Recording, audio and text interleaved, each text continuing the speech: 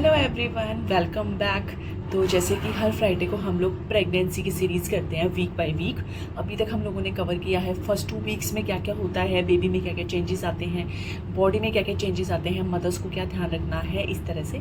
Same हमने third week में किया था। आज हम बात करेंगे 4 वीक के बारे में कि 4 वीक में क्या होता है, बॉडी में क्या क्या चेंजेस आते हैं, बेबी में क्या क्या चेंजेस आते हैं, मदर को किस चीज़ का ध्यान रखना है, स्पेशली जो हमारे वुड बी डैडीज़ होते हैं, जो वुड बी हमारे पापा होते हैं, उनको किस तरह से मदर का ध्यान रखना है और उनको किन बातों का ध्यान रखना है। तो चलिए, सबसे पहले तो क्या होता है कि जब वो 4 वीक आता है ना, उस टाइम पे क्या होता है कि इनिशियली तो कोई सिम्टम नहीं होता है, बट जैसे जैसे 4 वीक एंड होता है उस टाइम पर कुछ लोगों में सिम्टम्स आ जाते हैं, जैसे कि थोड़ा पेट में दर्द होता है, थोड़ा सा वॉमिटिंग जैसा फील होता है, थोड़े जो ब्रेस्ट होते हैं वो हैवी फील होते हैं, और या फिर जो कुछ लोगों को थोड़ी स्पॉटिंग होती है और थोड़ा पेन ऐसा फील होता है जैसे पीरियड्स आने के टाइम पे पेन होता है, इस तरह से।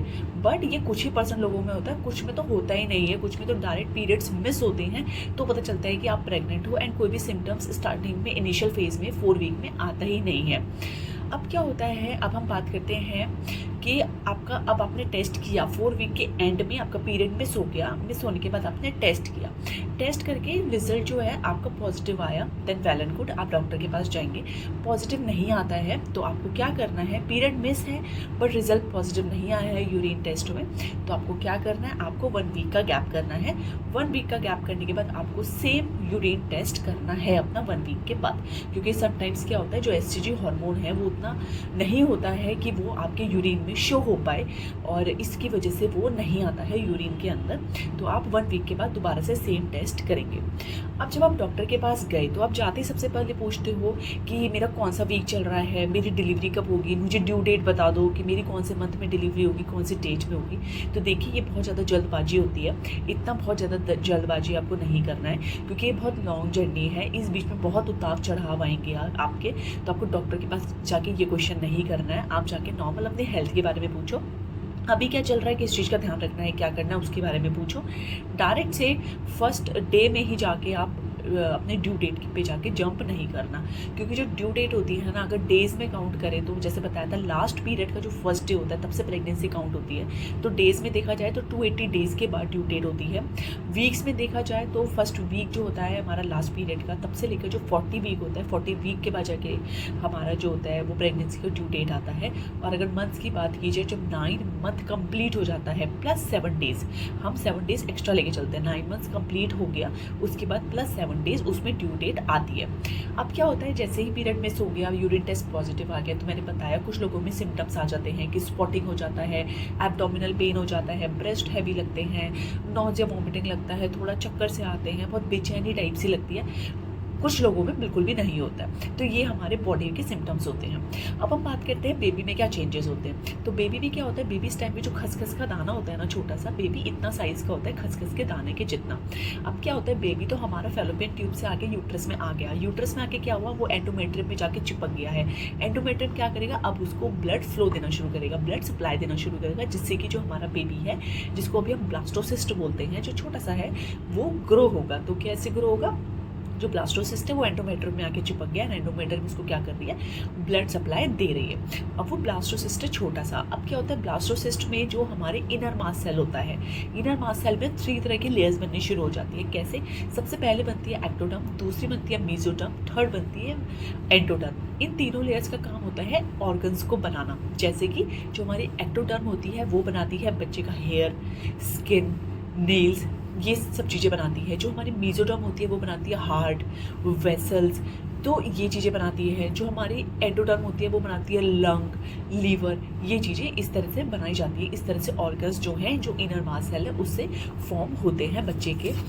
जैसे ही ब्लास्टोसिस्ट के अंदर जो इनर मास सेल है वो जब वो 3 लेयर्स में डिवाइड हो जाती है, उस टाइम पे जो हमारी मेसोडर्म है, उसमें मैं बताना भूल गई, उसमें आपका जो ब्लैडर होता है और किडनी होता है वो भी फॉर्म होता है। अब हमारा होता है ब्लास्टोसिस्ट का जो आउटर लेयर होता है, आउटर लेयर से बनता है प्लेसेंटा, जो कि ज्वाइन करता है, जो कि सारा न्यूट्रिशन देता है, प्लेसेंटा। अब जो प्लेसेंटा होता है, इस प्लेसेंटा से एचसीजी हार्मोन सिक्रेट होना शुरू होता है। जो आपको पता है ना, आपको बहुत सुना होगा आपने कि यूरिन में एचसीजी हार्मोन आता है तो पता चलता है आप प्रेग्नेंट हो, ब्लड एचसीजी करवाओ पता चलेगा आपको प्रेग्नेंट है। तो एचसीजी हार्मोन वही होता है जो प्लेसेंटा से बाहर आता है। अब क्या होता है, ये जो एचसीजी हार्मोन है ये ब्लड में इम्प्लांटेशन के बाद 10 डेज़ के अंदर तो ये ब्लड में दिखने लग जाता है एंड 14 डेज़ के बाद ये यूरिन में दिखने लग जाता है। तो जैसे कि क्या होता है, कभी आपने आपने पीरियड आपका मिस हुआ, आपने यूरिन से टेस्ट किया तो एचसीजी हार्मोन उसमें नहीं आया, अब नेगेटिव आए, तो आपको बोला जाता है कि आप जाके ब्लड एचसीजी करा लो। क्यों? क्योंकि ब्लड में एचसीजी पहले दिखना शुरू हो जाता है एंड यूरिन में जो एचसीजी है वो थोड़ा सा लेट दिखाई देता है। ठीक है, अब होता है, ये तो हो गई बेबी में क्या क्या चेंजेस आते हैं, कितने साइज़ का होता है, बेबी में किस तरह से लेयर्स बनती है, बेबी में ब्लास्टोसिस में किस तरह से आउटर लेयर का काम होता है, क्या प्लेसेंटा करती है, ये सब। अब करते हैं हम ध्यान कैसे रखना है। जैसे कि बताया, डाइट में बैलेंस डाइट लेना है, प्रोटीन लेना है, कार्बोहाइड्रेट लेना है, हेल्दी डाइट लेना है, कैफीन से दूर रहना है, चाय कॉफ़ी चॉकलेट कम खाना है, कैफीन से दूर रहो आप। उसके अलावा आपको स्मोकिंग नहीं करनी है, प्लस अगर कोई स्मोकिंग करता है घर में या आसपास आपके कर रहा है, वहाँ से दूर हो जाना है। क्योंकि एक्टिव स्मोकिंग होता है कि आप डायरेक्ट स्मोक कर रहे हो, पैसिव स्मोकिंग होता है कि कोई और स्मोक कर रहा है और आप उसके बगल में खड़े हो, तो क्या होता है, जब वो धुआं भी आपके अंदर जाता है तो वो प्रॉब्लम करता है। कैफीन आपको कम लेना है और आपको कोई पहले से मेडिसिन चल रही है तो डॉक्टर को बताना है कि आप हाइपरटेंशन की, डायबिटीज़ की, थायराइड की या कोई भी मेडिसिन ले रहे हो, सो दैट कभी कभी क्या होता है, जब आप प्रेग्नेंट नहीं होते हो तो वो मेडिसिन आपके लिए सही होती है, और जब आप प्रेग्नेंट हो जाते हो तो वो मेडिसिन आपके लिए सही नहीं होती हैं, तो वो मेडिसिन रिसेट की जाएंगी, मतलब वो मेडिसिन को चेंज किया जाएगा आपकी अब की कंडीशन को देखते हुए।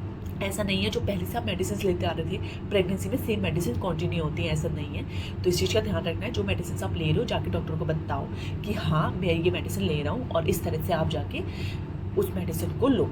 ठीक है, नेक्स्ट होता है कि अगर आपके पहले से मिसकैरेज के चांसेस हो चुके हैं, पहले मिसकैरेज हो चुका है, पहले मिसहैपनिंग हो चुकी है, तो डॉक्टर आपको कुछ प्रोजेस्टेरोन हार्मोन भी हार्मोन की टैबलेट भी दे सकते हैं। कुछ में एस्पिरिन भी दिया जाता है ब्लड को थिन करने के लिए। तो इस तरह से डॉक्टर आपको देते हैं मेडिसिन, तो आपको विजिट करना बहुत ज़्यादा ज़रूरी होता है इस टाइम पर।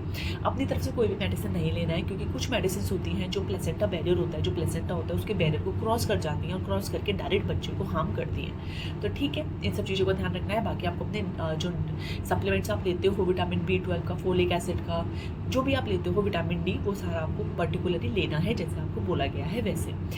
बात करते हैं डैडीज़ के बारे में। तो डैडीज़ को मैं यही बोलूँगी कि जैसे आपको पता चलता है कि आपने किट में देखा आपकी वाइफ प्रेग्नेंट है, बहुत ओवर एक्साइटेड नहीं होना है, ओवर एक्साइटेड होकर सबको नहीं बताना है, जस्ट वेट। क्योंकि क्या होता है कि कभी कभी प्रेगनेंसी उसमें दिखती है, किट में दिखती है, बट कभी कभी प्रेगनेंसी ट्यूब में होती है जिसको एक्टोपिक प्रेगनेंसी कहते हैं, तो वो आगे फर्दर कंटिन्यू नहीं हो सकती है। दूसरी होती है बायोकेमिकल प्रेगनेंसी। उसमें क्या होता है कि आपको दिखेगा कि आप पॉजिटिव आ गए हो, रिजल्ट में पॉजिटिव आएगा, बट बेबी अंदर नहीं दिखता है, बेबी अंदर होता ही नहीं है, तो वो बायोकेमिकल प्रेगनेंसीज होती हैं।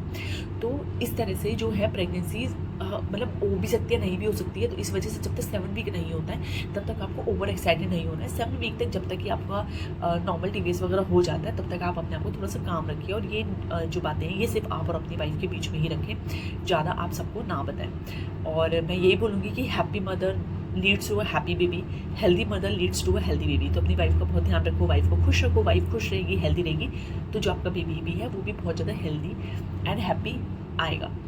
ठीक है, और क्योंकि क्या होता है ना, कोई बच्चों में ग्रोथ भी नहीं आती है। कितनी बार क्या होता है कि रिजल्ट पॉजिटिव आ गया है बट अल्ट्रासाउंड कराया, कुछ कराया, पता चला बच्चे की ग्रोथ ही नहीं है, तो भी आपको उसको मिसकैरेज मतलब वो कराना पड़ता है, अबॉर्ट कराना पड़ता है इसके लिए।